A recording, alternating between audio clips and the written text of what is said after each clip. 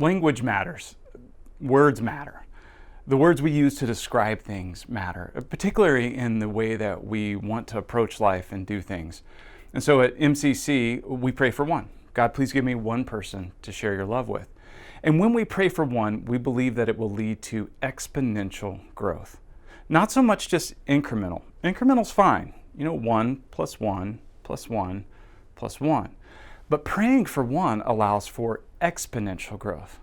1 becomes 2, and then 2 pray for 1 becomes 4, and then 4 pray for 1, and that becomes 8 and 16, 32, 64, 128, 256, 512, 1024, 2048. You can keep doing the math. But it's exponential growth, not merely incremental. And the reason this is so important is because one of the things we say as a church is we want to reach the most people in the shortest time. Now, there's two things there that I really want to hone in on. One is shortest time. Time matters. Our time here on earth is quick, it's fast, and God has strategically placed us in our world to reach our world with His love. So in our homes and neighborhoods and community. But the only way we can do that is within the confines of the limited time that we have. So we want to make the most of that time. So we want to reach the most in the shortest time. Now, the other word that I really want to focus on is the word most. We want to reach the most people in the shortest time. Exponential growth. But somewhere along the lines, the word most got replaced with more. I'm not exactly sure how it happened, but I started to notice it. First, I saw it on a t-shirt we made. It said, more people in the kingdom in the shortest time. And I went, well, that's not quite right. It's not more, it's most.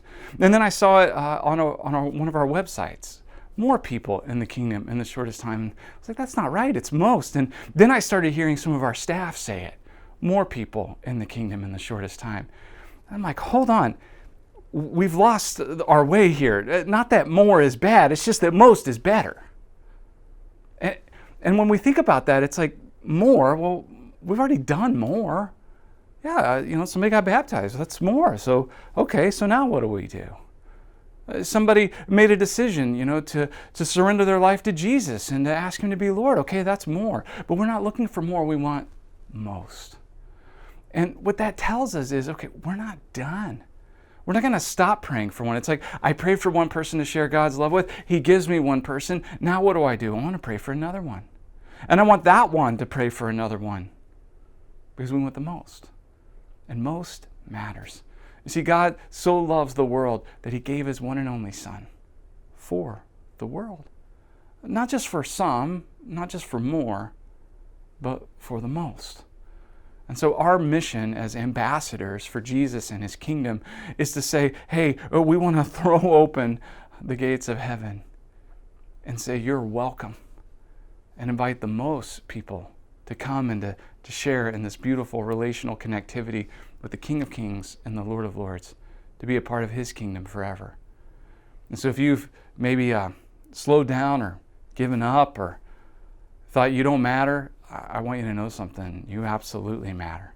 And God can and will use you to help reach the most people in the shortest time. And we do that together in community as a church family.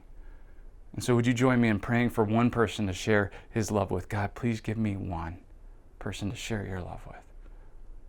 Keep praying that prayer, and let's reach the most people in the shortest time. Let's go.